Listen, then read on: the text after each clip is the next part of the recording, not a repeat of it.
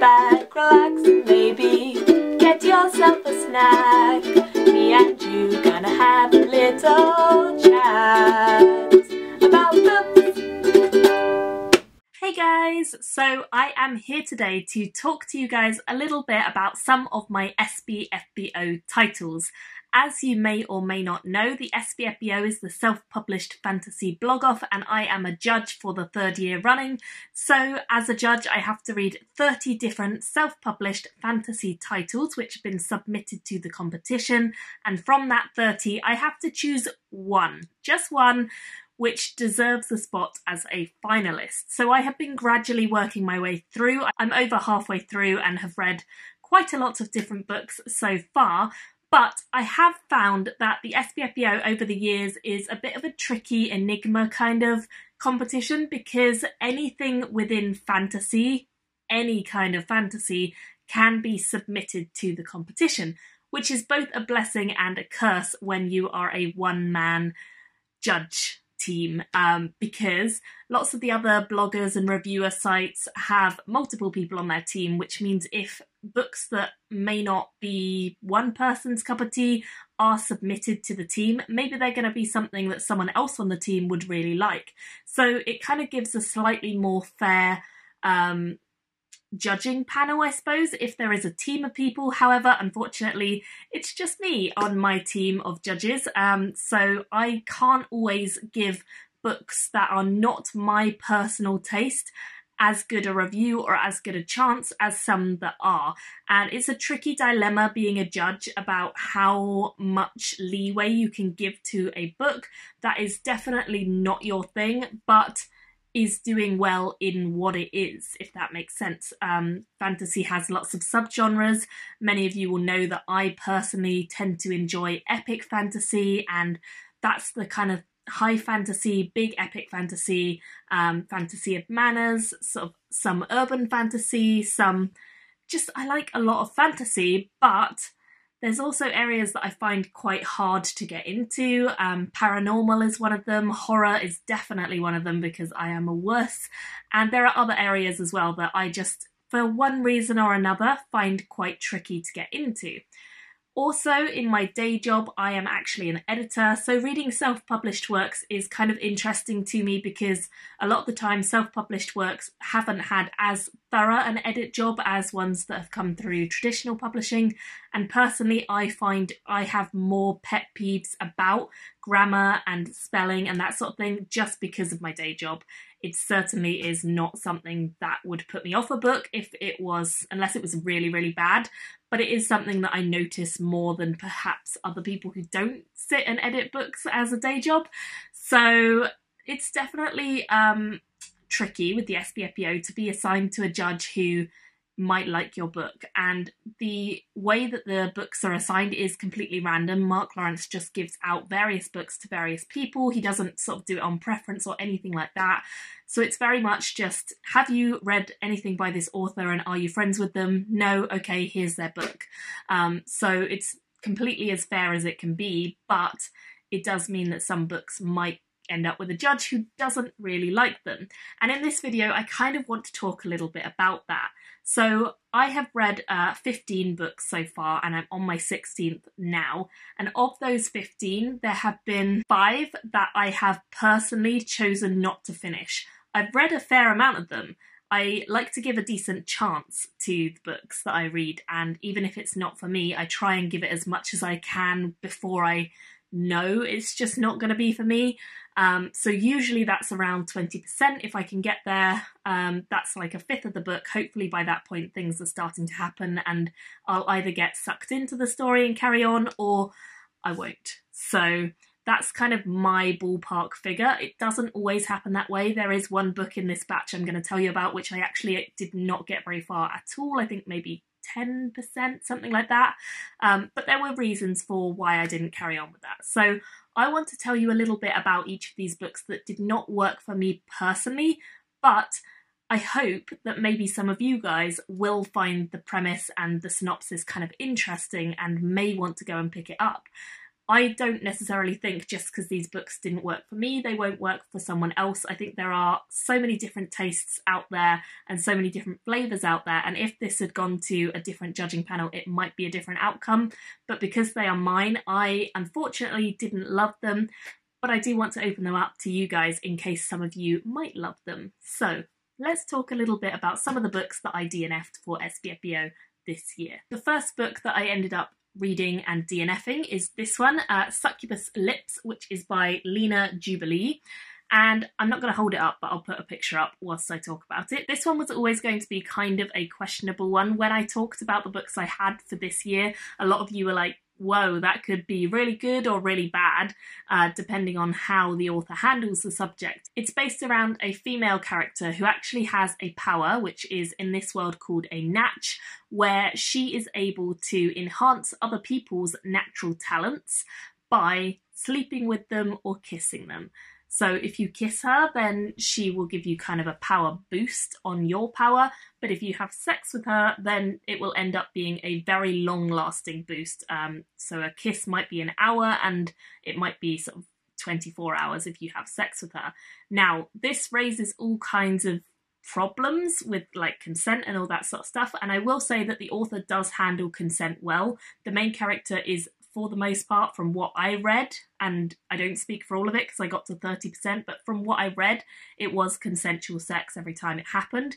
However, there was a lot of sex, sexy thoughts, thinking about having like relations of various kinds with different guys, totally acceptable, totally fine. But for me, it got to a point where I was a little bit taken out of the story, because even though the story focuses on this power she has, there isn't a lot of plot going on besides her having a power that requires sexual intercourse and kissing, and therefore thinking a lot of horny thoughts, which is fine. If you want to pick up an erotica story, that's completely, perfectly acceptable. But for me, reading fantasy, I tend not to see that as much. And I'm no prude, I'm quite happy to read erotica. But personally, in fantasy books, I kind of feel like there needs to be a little bit more of a plot as well to it. And I don't feel like there really was in this one. I think personally, the story outside of the sexual reverse harem kind of setup didn't work for me. It's a world where there are supernatural beings who are kind of teleporting into the world in order to kind of corrupt it. It seems like the main character is part of a rebel group who is fighting back against this. But honestly, the story in the background just did not live up to or exceed what was going on in the character's thoughts. And it is told sort of first person, so we can see what she's thinking quite a lot of the time. And I just didn't like her as a character, which is often my biggest complaint. So this is not to say you guys won't like the book. It definitely has a lot of interesting ideas. I liked the reverse harem idea. I think it could have been done slightly better, but I do think if you do like reading erotica, and if something that has a lot of sexual content is definitely something you enjoy, then you may well enjoy this book more than I did. As I say, I got to 30%. It just wasn't for me, so I DNF'd it there. Next up, I read a book called Monster City, which I'll insert a picture of, and this one is by Kevin Wright, and this is the book that I said I only got to about 10-11% of this book. I am definitely a wuss, but I have read horror books before. Horror is something that I find very difficult to get into because personally I have one of those really overactive imaginations where if you tell me one thing, my brain is going to keep going with that until it hits the worst possible thing ever. So horror is just not a genre that I tend to watch on TV, watch in film form, or read in book form. I have read some, but only very sparingly, and also I only tend to read horror if I am in a very bright, vibrant, lit room and it's the middle of the day, because I get scared easily. If it's something later than like 9 at night, then no, I don't want to have horror on my mind when going to bed. I struggled reading this book and finding time to read this book because it's definitely got horror elements. It's also a very, very, very brutal book right from the start. This is gruesome, it's dramatic, it's kind of crazy as a reader to sit down and just be thrown into a really blooming horrible story. And I would say that some people are gonna love this book. I genuinely don't think the writing was bad. I think the storyline for me was too graphic and too much just at once. I personally don't like reading books that are super shocking and super horrible because of the horror elements. I want a little bit more of a plot reason before I get thrown into that, and personally I didn't have that. I only got to 10%, but it took me ages to get to 10% because of the content and because of the kind of way it was told. Personally, I think the writer is actually a decent writer, but I just don't think this book was right for me at all. So I can't really recommend it personally, but if you like horror, I do think you would enjoy it a lot more than I did. There are ghouls in this story who kind of come along and rip people to pieces. So it has got supernatural elements, with the supernatural creatures being the reason that people are being mutilated, etc. It's not a particularly nice book, as I say. I can't really go into many more details than that because I didn't get very far with this one, but I would be interested to hear if any of you guys do like horror, what you think of it if you have read it, because as I say, I don't think it's a bad book for horror readers, it's just I'm not a horror reader. The next one I want to mention in this video is The Sword of Ruin. This is book 1 in the Legends of Gilead series, and it's by R.G. Long. And this book is actually one that I thought I would like more than I did, and personally I think this is a case of I've read a lot of classic style fantasy. When I say classic, I mean fantasy that involves a lot of tropes like elves and dwarves and wizards and fae and that sort of stuff. Typical things that you might associate with like Tolkien or some of the older science fiction and fantasy writers out there, that kind of stuff. And this book is definitely one that plays on and falls into a lot of the stereotypes of the fantasy genre. Now, this is not a bad thing. In fact, I have quite a few authors who I read who do write classic fantasy. For example, Tad Williams or Michael J. Sullivan. They're two authors who do a lot in the classic fantasy world. So they have all these classic elements. But the difference between their books and this book for me was that this book unfortunately just did not have the development and did not have the originality and the original take on the classic genre. John Gwynne is another author who does something quite interesting with classic tropes. He twists them and he turns them, and he's got the charisma to draw you into a story that you might feel is kind of already familiar to you. And I just don't think the author of this book did that for me, unfortunately. It's set in a very classic medieval style fantasy world, and we have a young man called Eowyn who wakes up on a beach with some sort of trauma. He doesn't remember who he is, really. He just remembers his name. He doesn't really know where he's from or anything about his life before he wakes up on this beach. So we already have like a classic stereotype of forgetting your memories and trying to get them back. Unfortunately, one of the pet peeves that I have is info dumping. And this book, unfortunately, because of the way it's set up with the man having lost his memory, has an awful lot of info dumping to fill in the gaps that the reader doesn't have, because there's no kind of character development at the start because this character doesn't know who they are. So it's a tricky one to get right where someone's lost their memory, and in fact it is a kind of trope that I don't tend to enjoy personally, and I know a lot of other people find it a bit tricky to get behind sort of more than once. Like once you've read it once, it's kind of been done a lot of times, and so you have to do something quite original to make it fresh again. We also have some other POVs, including a goblin who is kind of trying to prove themselves to their goblin king or ruler and is trying to basically show that they are not the weakling of the bunch. They want to go kill a load of humans and take back the land from the men. And we also have an elf. And I think of the three characters, the human, the elf and the goblin was definitely most interesting to me because it was a little bit different to see. I think it's still a fresh take on it with a goblin being the focus. So I wish that that had maybe been the key plot line, and maybe it is later on in the book. I got to 35% of this one before I DNF'd it. It is decently written, and if you like fantasy but you're fairly new to classic fantasy, this one might be one that you will enjoy. But if you have read a lot of classic fantasy, I think this one just falls a little bit short of the development and the adventure that is needed to really draw you in if you are a regular classic fantasy reader. Another book that I recently read and ended up DNFing is this one, which is Road of the Lost. This one actually has a really beautiful cover. I'm sure you guys would agree. It just is stunning. And unfortunately, I didn't like this one as much as I hoped. It was one that I thought I would like more than I did, but sadly I did not.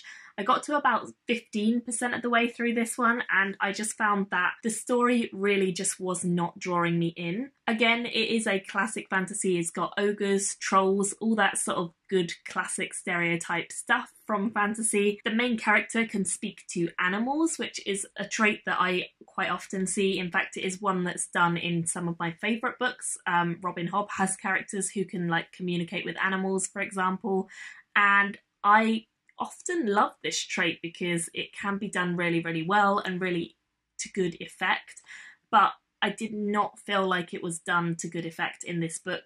It felt very odd, the way that the character and the squirrel, I think it was, were kind of communicating with each other. It just felt quite forced and unnatural. And I know talking to a squirrel is fairly unnatural anyway, but when you're reading fantasy, the unnatural can become natural if the writer can draw you in and make you believe it.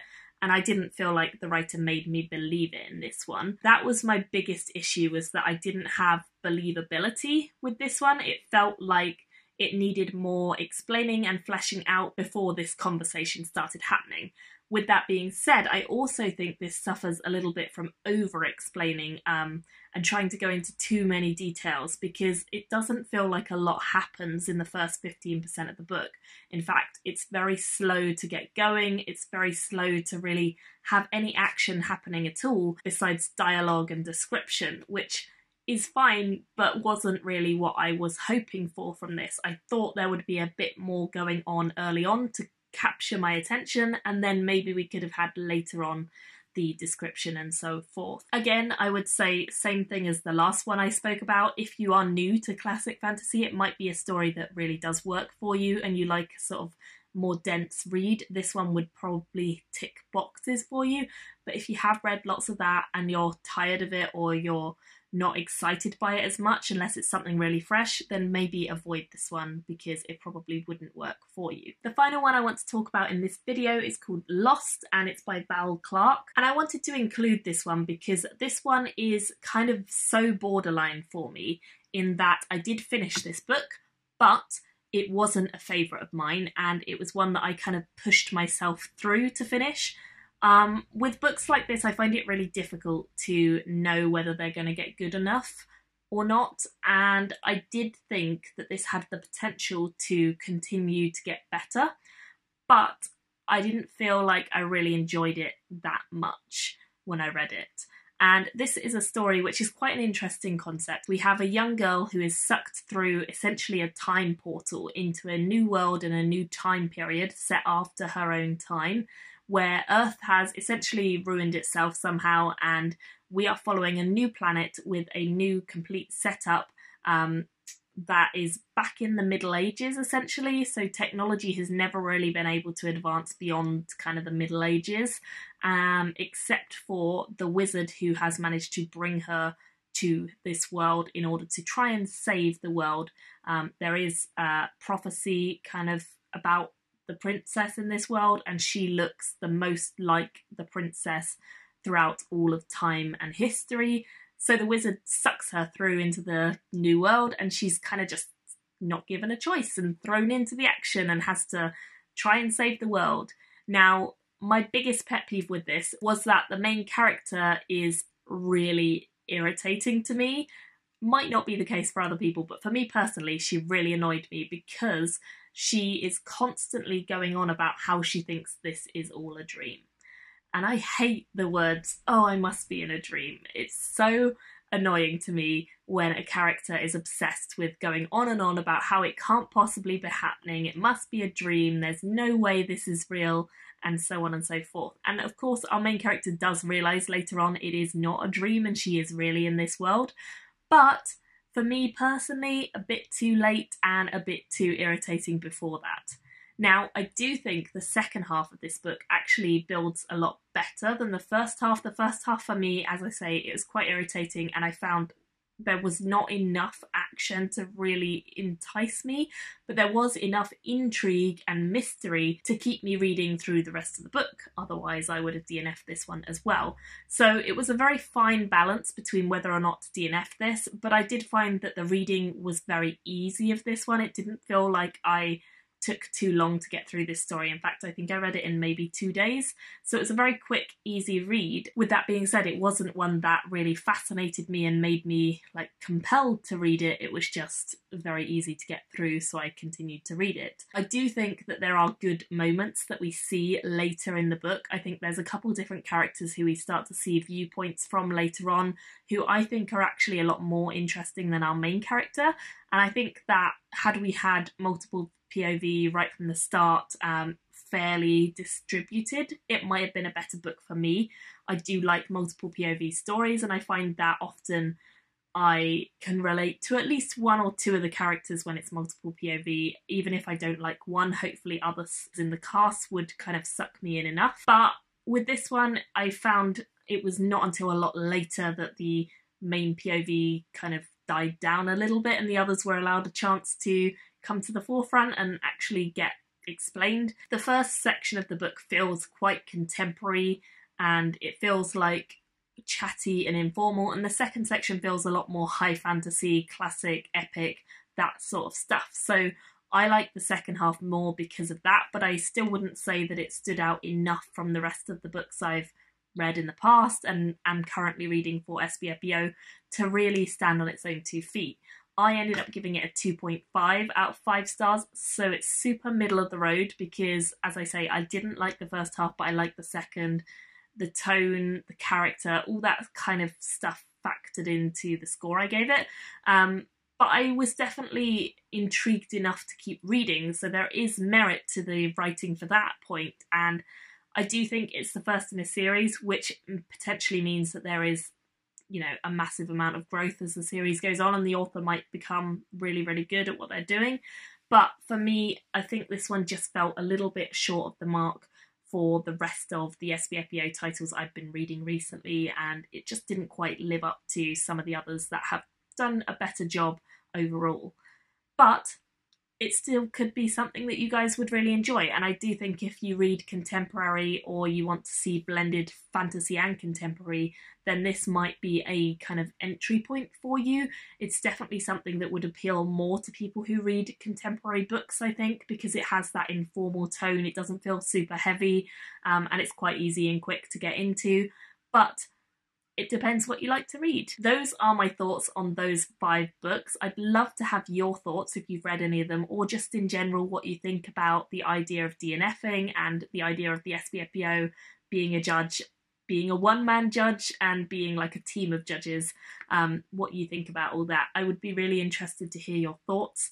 And of course, thank you to all the authors for entering the competition and kind of showing me and allowing me to read your work. Even though it wasn't for me, I genuinely believe there is an audience out there for every book, and it's just a case of finding that audience. So I hope some of you guys at home might be that audience. Thank you all so much for watching, and look out for more SPFBO reviews coming soon of some of the books that I did enjoy a little bit more than these. Bye guys! Thank you for watching my video today. Go pick up a book, then come back and chat with me again.